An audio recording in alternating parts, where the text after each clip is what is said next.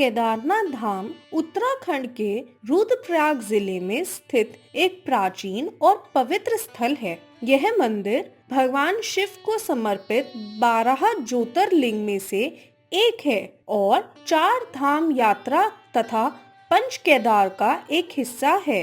समुद्र तल से लगभग 3583 मीटर की ऊंचाई पर स्थित यह मंदिर हिमालय की गोद में मंदाकिनी नदी के तट पर स्थित है।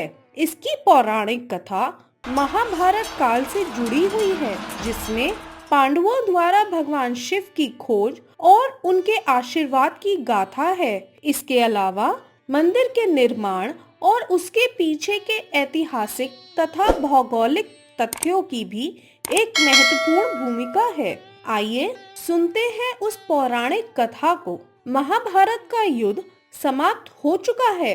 कुरुक्षेत्र में लाखों सैनिकों की मृत्यु हो चुकी है। पांडव अब हस्तिनापुर के राजा बन चुके हैं, लेकिन उनके मन में एक भारी ग्लानि है।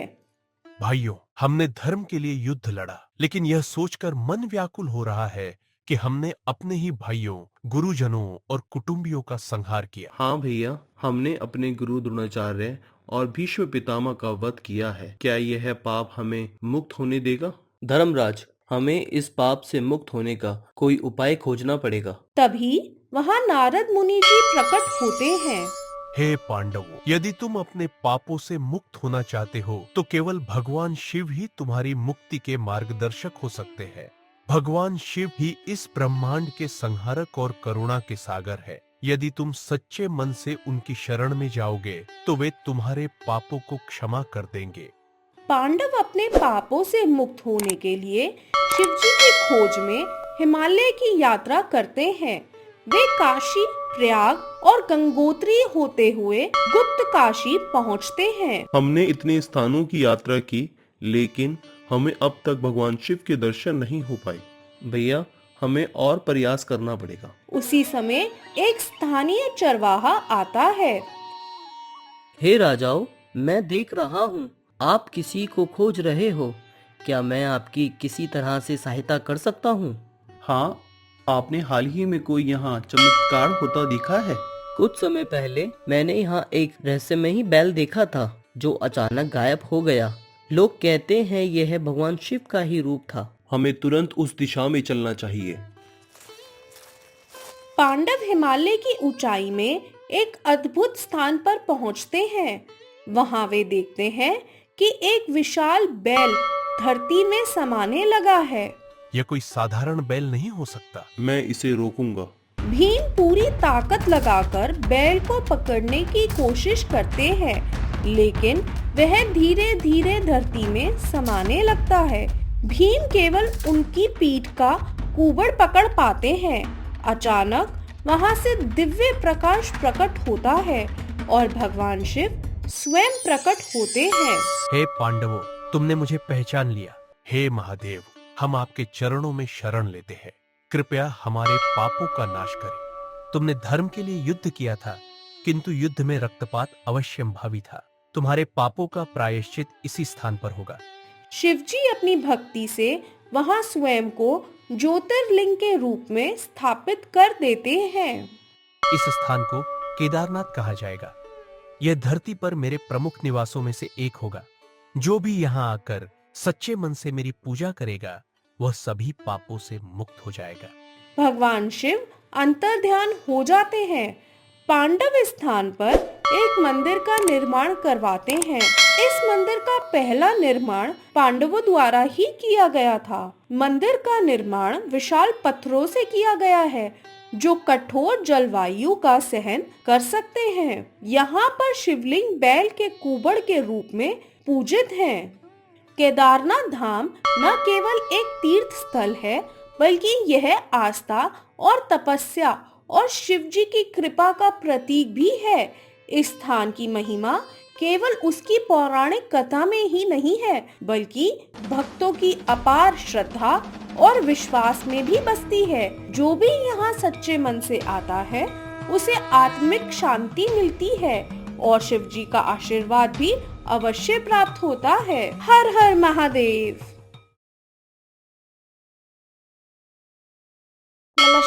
दोस्तों, आज हम आपको एक ऐसे भक्त की कहानी सुनाने जा रहे हैं जिसकी परीक्षा लेने स्वयं लक्ष्मी जी को धरती पर आना पड़ा। एक बार एक अनपढ़ गंवार किसान एक महात्मा जी के पास जाकर बोला, महाराज, आप मुझे कोई सीधा साधा नाम बता दीजिए जिसको लेकर मैं भगवान का नाम जपता रहूं। महात्मा जी ने कहा, तुम अघमोचन अघमोचन कहा करो। अघ यानी पाप और मोचन मतलब छुड़ाने वाला। अघमोचन मतलब पाप से छुड़ाने वाला।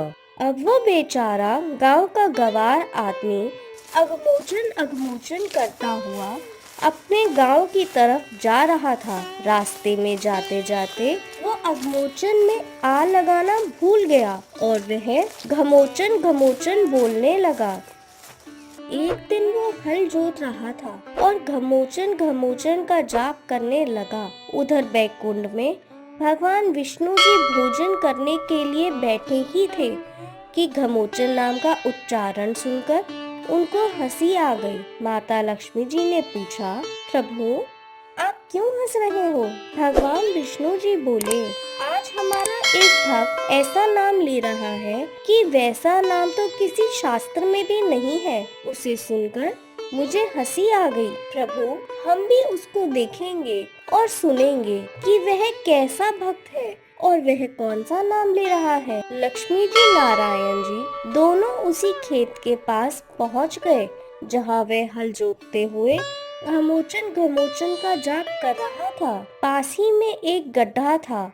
भगवान स्वयं तो वहां जाकर छिप गए। लक्ष्मी जी ने औरत का रूप लेकर उस आदमी के पास जाकर पूछा, अरे तू ये घमोचन घमोचन क्या बोल रहा है? उन्होंने एक बार बोला, फिर उन्होंने 2 बार बोला, 3 बार बोला, परंतु उसने कोई उत्तर नहीं दिया। उसने सोचा कि अगर इसे बताने लगूंगा तो मेरा जाप टूट जाएगा।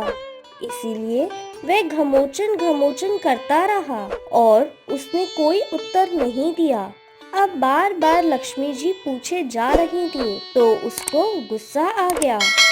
गांव का गंवार आदमी तो था ही, तो वह बोला, जा, तेरे पति का नाम ले रहा हूँ, क्या करेगी? अब तो लक्ष्मी जी डर गई कि इसने तो हमें पहचान लिया। फिर लक्ष्मी जी बोली, अरे तू जानता है कि मेरा पति कौन है और वह कहाँ है? जब वह बार बार वो पूछे जा रही थी तो वह और गुस्से में आ गया और बोला, वहाँ है उस गड्ढे में तेरा पति, क्या तुझे भी वहीं जाना है उस गड्ढे में? प्रभु अब बाहर आ जाओ, अब छुपने का कोई फायदा नहीं। और तब भगवान उसी गड्ढे से बाहर निकल आए और अपने उस भक्त को दर्शन दिए। वह भक्त भगवान के दर्शन पाकर अपने आप को धन्य महसूस करने लगा। भगवान लक्ष्मी जी से बोले, देख लिया मेरे नाम की महिमा को। यह घमोचन और अघमोचन के बीच का अंतर भले ही ना जानते हो, पर वह नाम तो हमारा ही जप रहा था। यही कारण हम समझते हैं और इसी के कारण हमें उसे दर्शन देना ही पड़ा। दोस्तों, भगवान के भक्त शुद्ध अशुद्ध टूटे फूटे शब्दों में या कभी गुस्से में भी भगवान का नाम लेते हैं, तब भी वह भगवान का मन उनसे मिलने को ललायत हो उठता है और वह खुद को भक्तों से मिलने से रोक नहीं पाते हैं। एकमात्र मैं ही हूँ यहाँ, मेरे अलावा यहाँ कोई नहीं है। अर्थात मैं ही ईश्वर हूँ, मैं ही परम ब्रह्मा हूँ। तभी उनकी नजर नागशैया पर विराजमान विष्णु भगवान पर गई। योग निद्रा में विलीन इस नागशैया पे विराजमान आखिर दिव्य पुरुष आप कौन हैं? और मैं जिस कमल से उत्पन्न हुआ हूँ उसकी ऊर्जा आप क्यों सोख रहे हैं? मैं आपकी ऊर्जा नहीं सोख रहा, बल्कि आप मेरी नाभि से उत्पन्न हुए हैं, अर्थात आपका जन्मदाता हूँ मैं। आप भूल रहे हैं कि मैंने ही आपको सर्वप्रथम जागृत किया था और इस सृष्टि के समक्ष मैं ही पहले उत्पन्न हुआ हूँ, इसीलिए मैं ही सर्वश्रेष्ठ हूँ। लेकिन जो आधार प्रदान करता है वही श्रेष्ठ होता है और आपका आधार तो मैं हूँ, लेकिन आप तो यहाँ नीचे विराजमान है और मैं और मेरा कमल ऊपर ब्रह्मांड में उपस्थित है, इसीलिए जो सर्वोच्च होता है वही श्रेष्ठ होता है। और अब आप यह मान लीजिए कि मैं ही सर्वश्रेष्ठ हूँ। जब नारायण और ब्रह्मदेव इस विवाद में उलझे हुए थे कि उन दोनों में सर्वश्रेष्ठ कौन है, तब उनके समक्ष एक ऐसी ऊर्जा प्रकट हुई जो इस संसार में सबसे श्रेष्ठ है, यानी कि शिव भगवान का प्रकाश लिंग।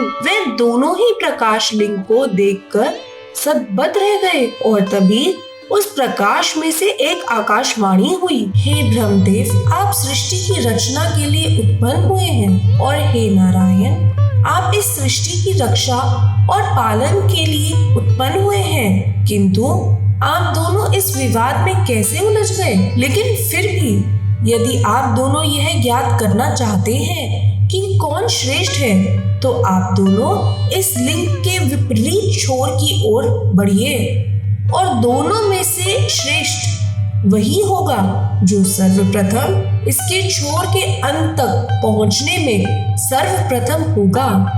इसके बाद ब्रह्मदेव हंस पर सवार होकर ऊपर की छोर की ओर चल पड़े और वहीं विष्णु जी अपने वराह अवतार में नीचे की ओर चल पड़े। काफी देर तक ऊपर बढ़ते हुए ब्रह्मदेव को रास्ते में केतकी का पुष्प दिखाई दिया।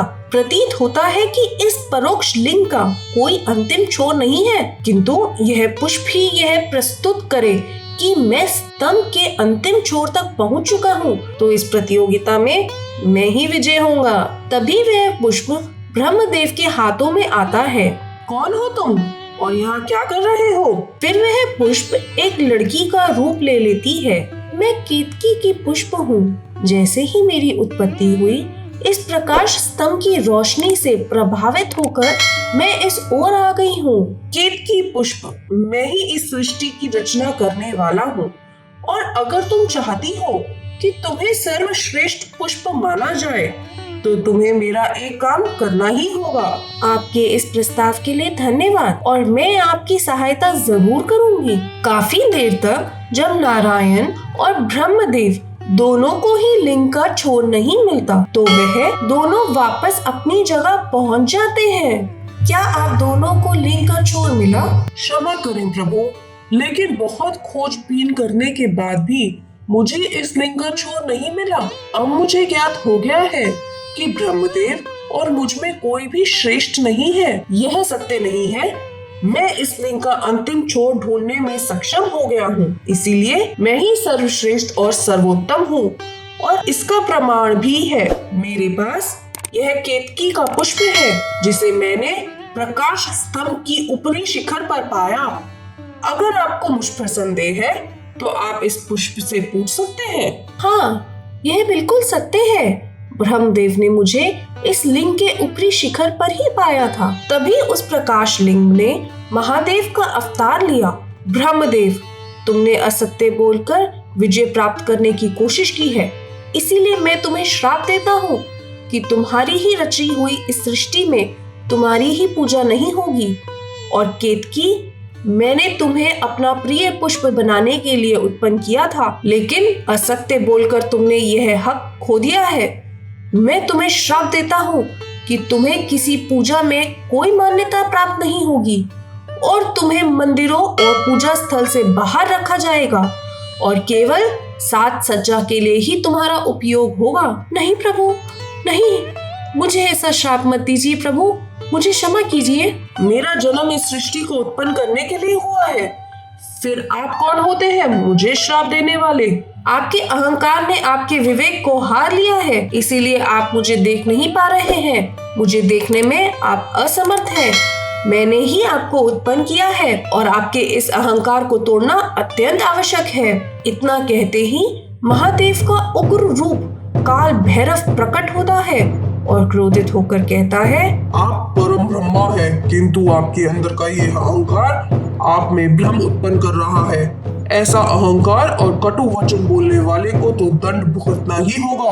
काल भैरव ने बिना देर किए पल भर में ही ब्रह्मदेव का 5वां शीश काट डाला और इस तरह उनके अहंकार को नष्ट कर डाला।